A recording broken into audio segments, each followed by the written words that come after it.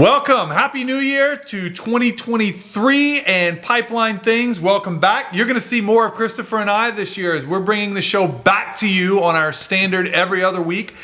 This is the first episode. We actually get into a rehash of traditions and some of them related back to maybe some of your holiday traditions as it relates to RIN 2 of the rule, and Chris takes us through what are his high-level thoughts on the big changes. It's kind of a precursor episode to some more that are upcoming. Again, welcome back this new year, and we look forward to bringing you many episodes and hope you enjoy this one. Thank you very much.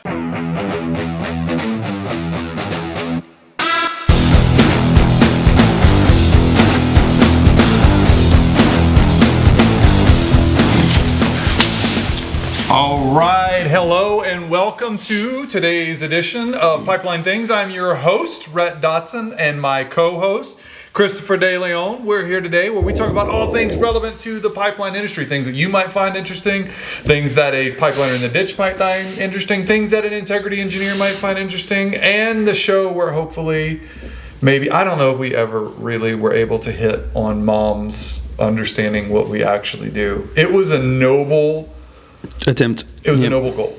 Yeah. To get our moms to understand what we do. Unfortunately, I can say that following the 18 episodes in our first season, I still don't think my parents know what I do. And I don't know if my wife think knows that's what I okay. do. Yeah, it's okay. I think that's kind of like just tradition. But everybody understands what my brother does. That's what I'm saying. I mean, they're like, he's a doctor. We know But what he's he also the does. firstborn. Oh, we're going that way with it? I'm just saying that's tradition, right? Like tradition is like mostly your parents follow the oldest and then they don't maybe follow the other ones and they don't understand what you do. My parents don't really know what I do either. Yeah, well, you know, speaking of traditions and following the holidays, that's always a fun time. It is. Because believe it or not, I actually think we have some traditions in the pipeline industry, maybe regulated traditions, but traditions nonetheless. We do. All right, you go first. Tradition in the De Leon household on either side of the family. Oh, we changed it. Really? Oh, yeah. And that was fun. Actually, we didn't get as much resistance as we thought. So Amanda and I, over the holiday seasons, we always travel to 4 different homes, both for Christmas and Thanksgiving. That's disastrous. Every year? Every year. It's exhausting. Oh, that is exhausting. We're not doing that anymore. We now had everybody come to our house. Boom. Oh, that is the way to go. We got the kids. You want to see the kids? You come to the house. You want to eat good food? You come to the house. That's good stuff. Yeah. So how did they deal with that? It's perfect. Oh, yeah? Oh, yeah. Not everybody came, but that's okay. Cleanup was easier. We got more leftovers. You know, it's funny at ours. Like, I grew up in a house, right? So I grew up in southern Louisiana. Cooking's a big deal down there, right? And my mom is a fabulous cook. She really is. But her meals were always like... oh, that's right. Dude, Louisiana. They're pretty...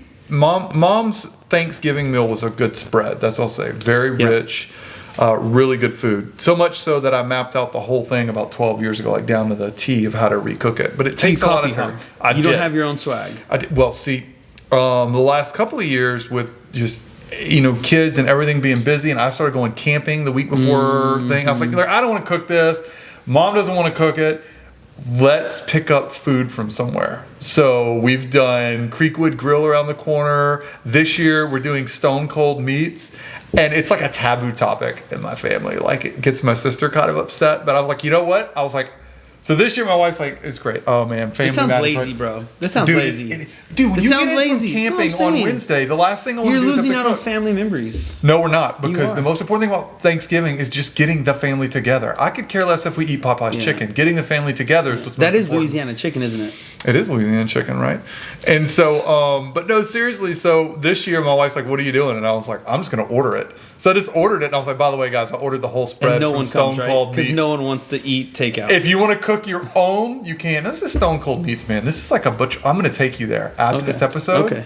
You're gonna go see Stone That's Cold good. Meats. So for me, Mom was always the first meal that we went to. We'd go to Mom's house, and Mom makes everything from scratch. As obviously your mom, it's just amazing, right? And for me, it was always the stuffing with all of the yummy gizzards and all the fixins, right? And so we started cooking Thanksgiving this year, and I have a tradition of, because it's Thanksgiving, I give thanks. So I actually cook 3 hams. One for the family and 2 that we give away. Oh, that's cool, man. Yeah, so my stuffing isn't on par with mom yet, but Well, dude, I so think turkey's pretty good. Stone Cold Meats, man. Family Pan. They have a chorizo one. All I could think of It's is Stone Cold amazing. Steve Austin. Like, that's all I could think about. We're going to Stone Cold Meats after this. Who knows who Stone Cold... Do you know who Stone Cold Steve Austin is? Really? No, she wouldn't know. Miss Producer would not know who Stone Cold Steve Austin is. Do you remember his... You honestly think do she you watched remember- wrestling growing up? Does she look... Do you remember all the signs that would be held up for Stone Cold Steve Austin? No, I don't remember the signs. It was always 316, bro. Come on. Oh, my God. I'm sorry. Did you not watch No, wrestling I didn't when you watch were a wrestling. kid? We actually thought... We used to make fun of God. wrestling. I thought it was ridiculous. My family wasn't a wrestling family. Really? I'm sorry. Oh, that was like one of the best parts of our youth, bro. So I actually started with La Triple A, which is like the Mexican wrestling, which is where they would do all the acrobatics it's like with the and masks and flips stuff, all right? that Yeah. stuff. And like you Like Nacho put them there Libre. full wrestling, you're like pulling off their hat, and they're like, no, don't do it. And then we started watching the American wrestling, and that was just different. You'd have Ric Flair, he'd walk around doing this, and then The Rock. Do you smell what The Rock is cooking? Tradition, man. The Rock. He's Tradition. gone a different way now. He's gone very different. He's Black Adam. Oh man, well look, we're gonna bring it around. So crazy thing is, we've had traditions for a long time in the pipeline industry. Yeah. Like I say, maybe regulated traditions, but traditions nonetheless. And now we have change to those traditions. and now we have change, and I think they're kind of handling it like my family handles the change to their Thanksgiving meal. That was the good tie in there. You can Like, do it you're just reluctantly. It's like your kids. I don't want to go. You're coming. Give us RIN 2, but I'm still cooking RIN 1, baby. Oh man, there's actually, you could really run with that. That's pretty good. That's really good. So we are actually going to have a series here a little bit within this first arc that we're doing. Well, we're going to unbox RIN 2, and so really this is your world more than it is mine. Yeah. So I'm going to provide commentary, but try and lead us through this question. Just high right. level. So yeah, just high level. Obviously, RIN 2 was the third one that came out in terms of numerical order. Yep. Right. So there were 3 parts for those of you out there. 3 parts to the updated gas rule. RIN 2 is ordered as the second, but came out as the third. Yep. Chris, is it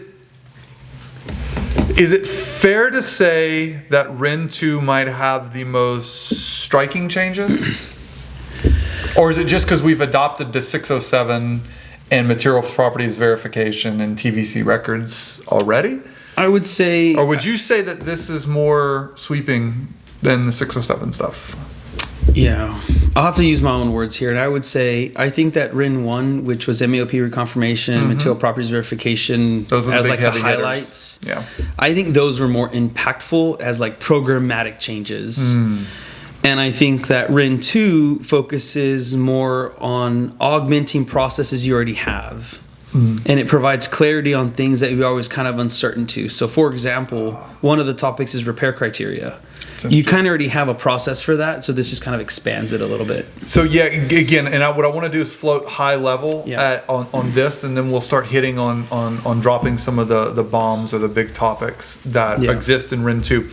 I think it's fair to say, as you were doing that RIN 1, the first one, hit on the big things that were new to the rule. Yeah, right. I'll say it this way: probably the largest impacts as a result of San Bruno, right? So we have to go all the way back to San Bruno, right? And it was that we initiated the mega rule. Yes. And if we use that terminology, and then I would say that RIN 1 were kind of like those heavy hitters from San Bruno that were not likely already in regulation. Operators programs, Exactly right? So agreed. ECA, material properties confirmation, and then reconfirming MAOP. Those were big ones.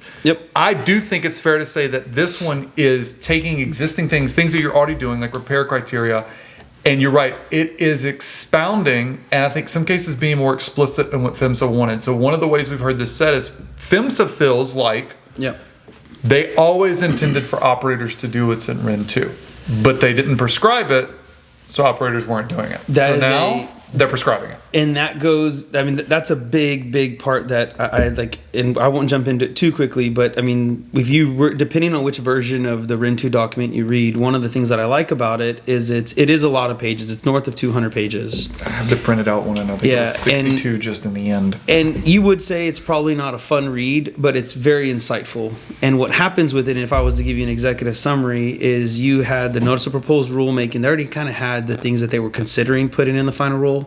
And then you have the formation of the bringing together the GPAC, which basically is industry leaders coming together to give feedback to PHMSA, and all that's recorded.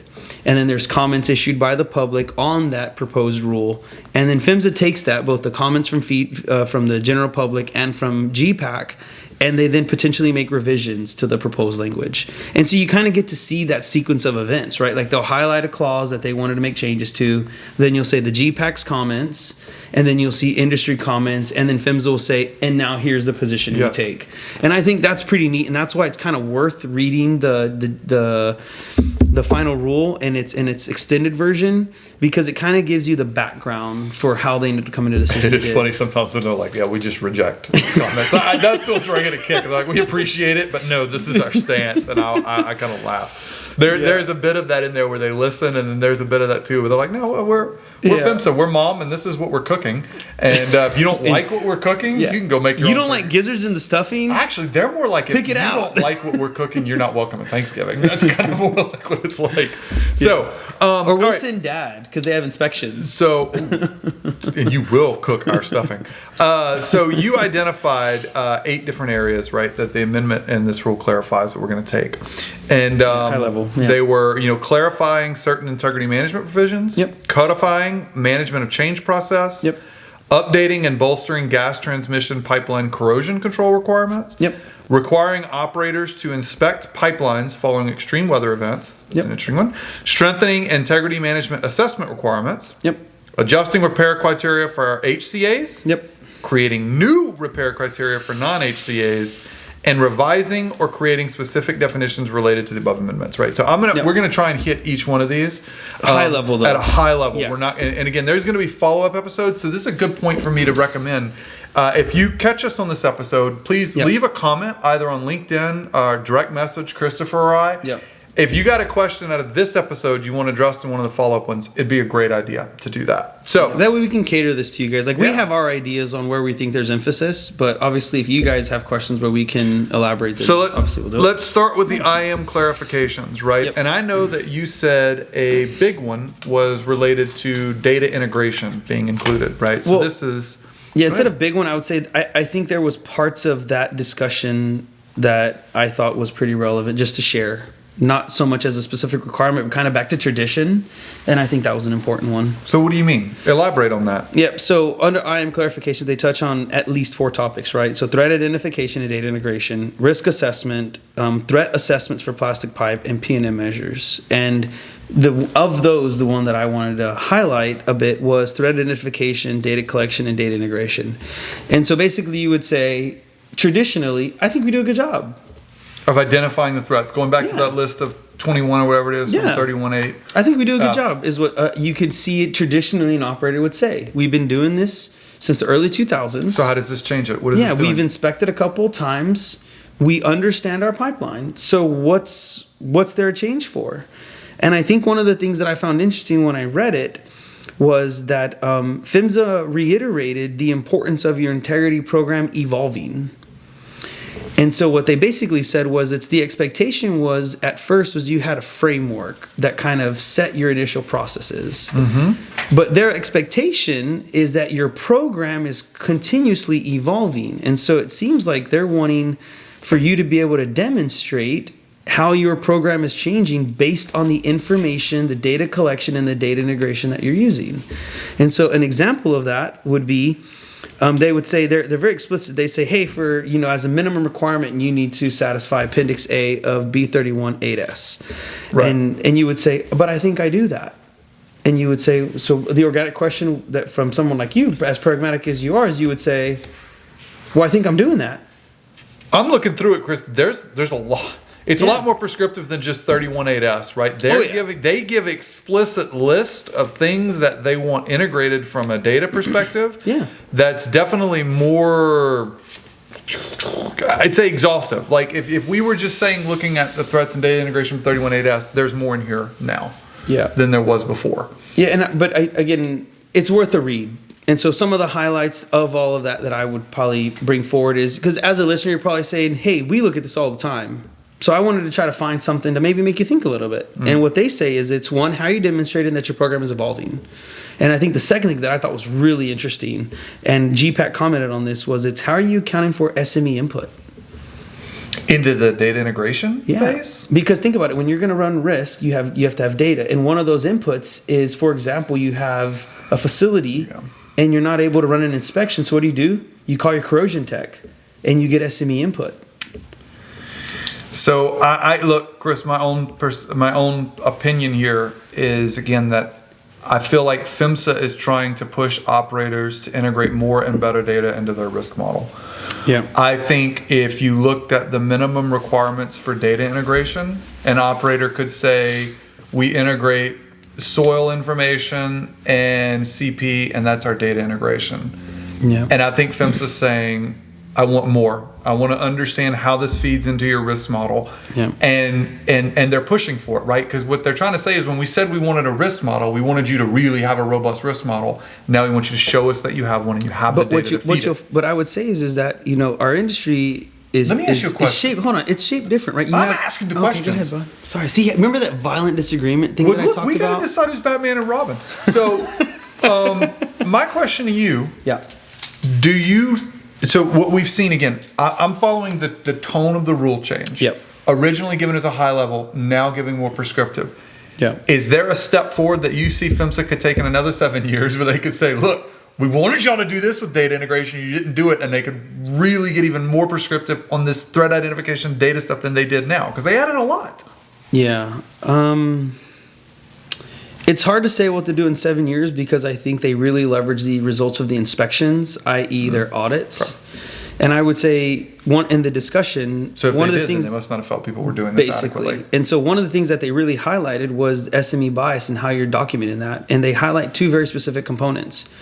What control measures do you have on your SME's inputs? You can't just take their word for it. So they want to see for SME inputs, what are your controls? And the second thing they require now is we want their names and their qualifications. And so if you think prior to RIN 2, you would say this operator says they data integrate. Well, what data? Well, my SME's input.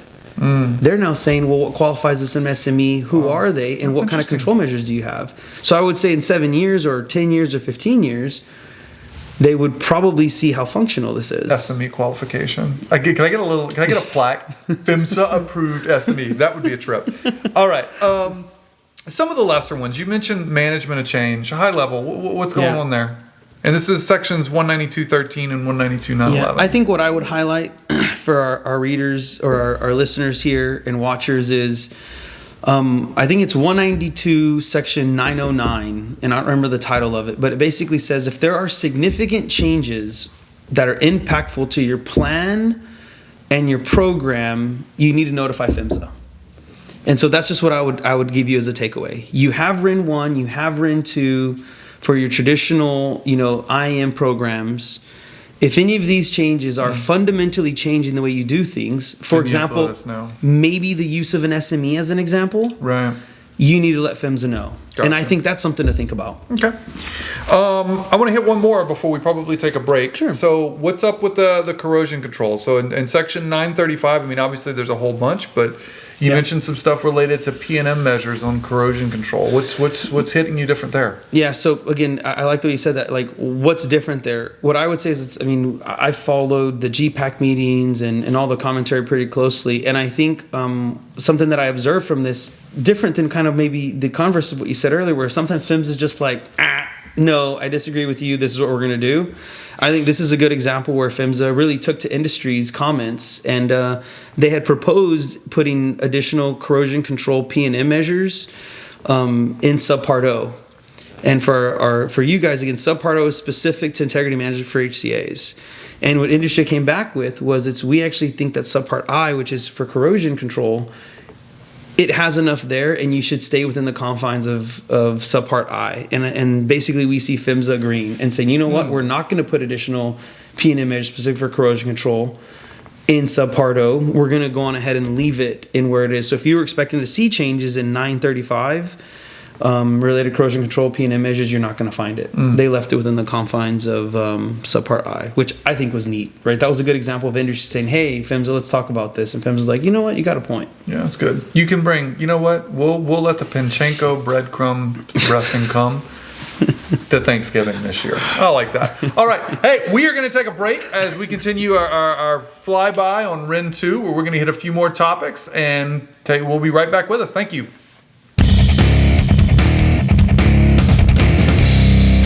Hi, I'm Kara Turner. I am the Managing Director and co-founder of ADV Marketing. We get the honor of working with Rhett and Christopher to produce this crazy podcast and also work with them on any other initiatives that they have when it comes to marketing. And if you know them or are listening to this podcast, you know that it gets pretty crazy around here. So we have a lot of fun with them. ADV Marketing is a full-service business-to-business marketing agency. We specialize in service companies and technology companies. So if you are enjoying listening to this podcast and the fun that they're having, reach out to us and see how we can make your marketing fun. All right. Hey, welcome back to Pipeline Things. Your host here, Pipeline thing. Yeah, see, I'm gonna have to keep catching myself. Traditions. Hey, we're all about breaking traditions these days. Yeah, right. That's what we've been on the conversation Traditions. of. Breaking holiday traditions, RIN 2, breaking pipeliner traditions. So you've been in our flyover of RIN 2. And again, the goal of this episode is to kind of, just drop bombs and let you know where we're going. Because we're going to be talking about a lot of these in detail. So if you feel like you got a high level hit, there's going to be more to come on each one of them. Yep. So where we left off is we finished talking about the P&M measures for corrosion control. And the next bullet point on your list, Chris, was inspections following extreme weather events. Yeah, so that one, quick background. Again, the proposed rules said something of the effect of following an extreme event, you have 72 hours to go find out if there's an integrity threat, an active threat that you need to take action on. And again, through the back and forth of the process that is described, what you'll see is what it seems like they've come to is this idea of cessation, right? So after the extreme event has passed and you can safely access the site with equipment and personnel to perform an inspection, you then have 72 hours to respond to the integrity threat caused by an extreme weather event. Yeah, so let's run that down, because that's interesting and it's sweeping, right? So I just want to give I want to give people some perspective on this. 613C. Yeah. Following an extreme weather event or natural disaster that has the likelihood of damage to pipeline facilities. So I'm curious how you would determine that. By the scouring or movement of the soil surrounding the pipeline or movement of the pipeline. So the definition has the likelihood of damage by moving the pipeline. Yep. Then it gives a specific list, such as a named tropical storm or hurricane. Yep. A flood that exceeds the river, Yep. shoreline, or creek high water banks in the area of the pipeline, a landslide in the area of the pipeline, or an earthquake in the area of the pipeline. An operator must inspect all potentially affected onshore transmission pipeline facilities to detect conditions that could adversely affect the safe operation of the pipeline. It's pretty sweeping. So it's basically an assessment. Of the site. And it says an operator must commence the inspection required by that paragraph within 72 hours after the point in time when the operator reasonably determines that the affected area can be safely accessed. So that's interesting. So it says you have to commence the inspection, which means start. But it also means you have to have an understanding of where all your pipe. I'm sorry, like as I read it, I think that's pretty onerous, right? Yeah, I think it depends. It depends of the maturity of your geohazards program, right? So let's stop. Have you ever looked at a pipeline map from PHMSA? And have you seen how many pipelines are in South Louisiana and the south coast of Texas? So why is that relevant, right? Because, those are all regulated, covered pipelines. Yep. And if a hurricane comes through... Tropical storm. Tropical storm, yes. I don't see how you say it didn't potentially adversely affect them. I don't know how as an operator you get to saying, hey, Tropical Storm Gustav did not impact my pipeline. Therefore, this isn't applicable to me. I think it's more likely, it feels like it's saying that if if it came through, you almost have to assume that it impacted your pipeline unless you're a 60-foot deep HDD. I see this as the impact on this. You might be going a little bit overboard. I'm just saying the impact of this. Yeah. Well, look, in Louisiana too, when you get down there's a lot of like that marsh. Do you get all area. excited when you see They're a not gator? very deep. No, dude. Why not? Those are not exciting. They Really? move quicker on land than you think. So you don't think that's relative? I don't wanna lose a leg. You have pipeline operators. It's like that have Happy operated- Gilmore. I'll reach down and be like, boom, boom, and then the hand just disappears, and I'm walking around with a wooden hand. You seen Happy Gilmore? You haven't seen it. I have. Have you never gone golfing with me? I love doing the Happy Gilmore golf swing. Oh my gosh. I would say, let's parallel to you interacting with gators in South Louisiana. You have operators that have been operating pipelines in there for a long time. They understand their assets. A flood that exceeds the riverbanks? I'm just saying there's a lot of pipelines. They are. Not the Mississippi right now because it's pretty Yeah, low. but they also have personnel that go and walk the right of way to understand if there's any substantial That's fair. changes, right? I So think that's pretty onerous. At the end of the day, I think it just depends on the maturity of your geohazards program. We're going to get into it later. Yeah. I think the takeaway is you an operator operate near rivers, operate near anywhere that could have potential geohazards. You need to recognize that 613 could impact you, and it's got to be built into your IM. We need to vet it and understand it. Yep. All right. I think one of the more interesting ones actually comes out of section E, which is, or I'm sorry, your F, which is actually it's E and F. E right? first, yeah. Let's do E because this is a big one. Stress corrosion cracking direct assessment. Yep. Why is that a big deal, and why is RIN 2 dropping that a big deal, Christopher? There's different ways to think about it.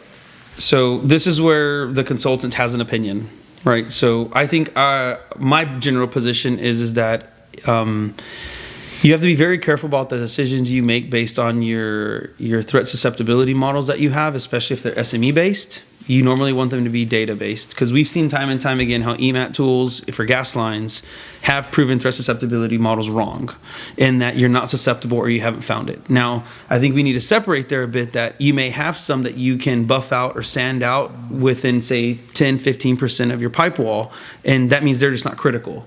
Right. And so I would say, keeping that in mind, I think what this does, it's if you have a really good grasp on your threat of SCC, this gives you a tool. Let's say you've already done 2 EMATs and you really got your SCC under control.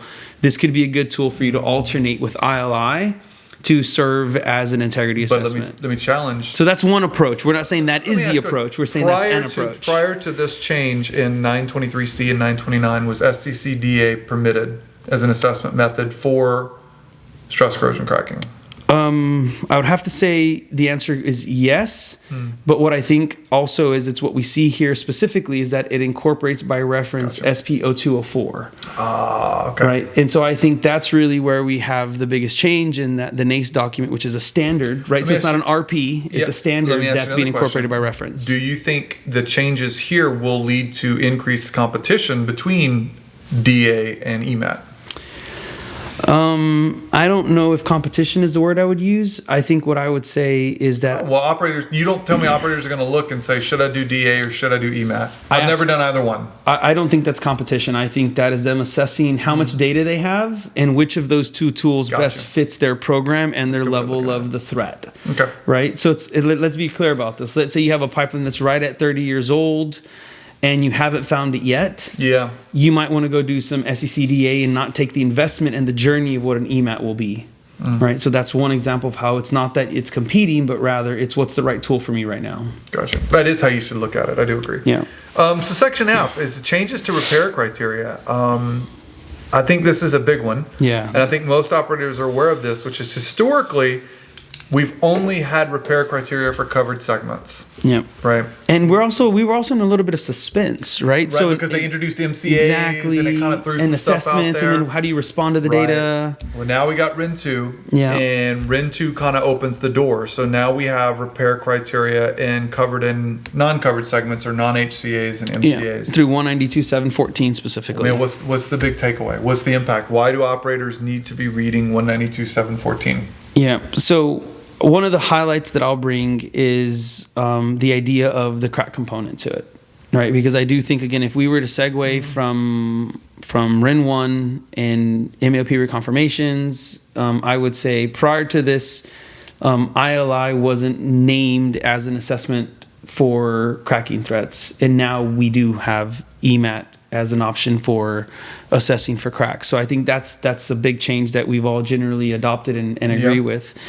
And I think one of the things that we were all in suspense with as an industry is how do you respond to these? Because if you look at B318S, which the incorporated reference is for the 2004 version, it's explicit, right? It says SEC indications are immediates.